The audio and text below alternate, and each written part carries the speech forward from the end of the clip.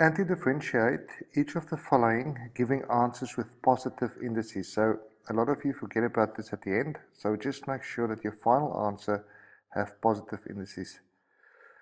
Anti-differentiate. So if I look at the first one, I can't just have an answer here. So to find an antiderivative means the integral sign in terms of x. So I have to say this will be the antiderivative of my function.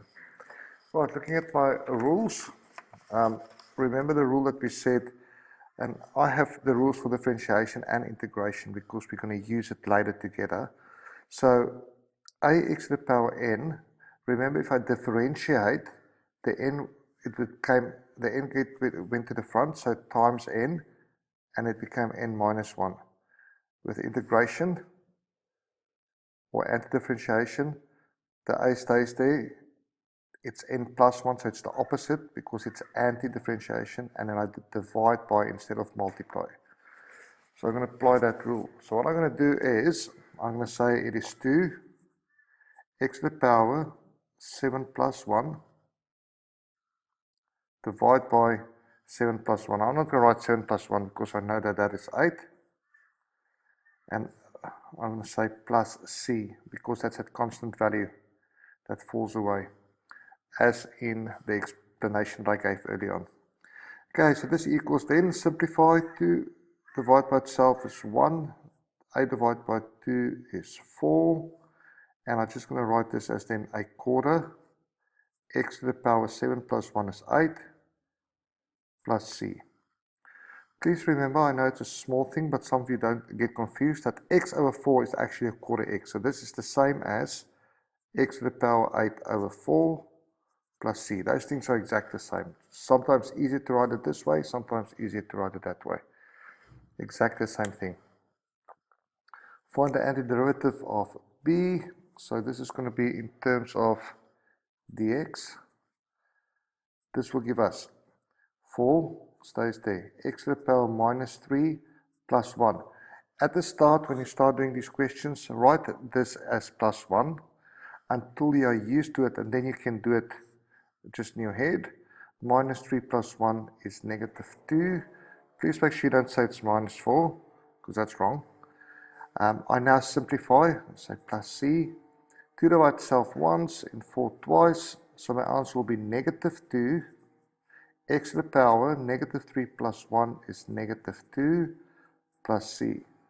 However, they said you're giving your answers with positive indices, which means that this thing, just grab another color. Remember that it's only this thing that's to the power negative 2. So with my exponential laws, this means that negative 2 stays above the line because that's on a negative power. Divide by x squared plus c. Let's look at the last one. I need to find the antiderivative of this function. So what I'm going to do is I have to simplify that because I don't have a rule for square root x underneath the line. So I'm going to say this is the same as 3 over, now the square root of x is x to the power a half. I haven't integrated yet, or antiderivative, yeah, I haven't integrated yet, therefore I have to keep my signs. So I'm going to still have that sign because I'm still not going to do anything. I'll say this is 3x to the power negative a half. So no integration yet, just from there, that thing is exactly the same as that thing. Some of you are able to write that straight to that, and that is also good. Now I'm going to use my rule. I'm going to say this is 3x to the power minus a half plus 1. But because I've got to have a fraction, I'm going to say plus 1 is plus 2 over 2, because that's 1. Divide by the new power. So minus a half plus 2 over 2. So minus a half minus 1 plus 2 is plus 1 over 2. So this will be divide by a half plus c. So that is a half.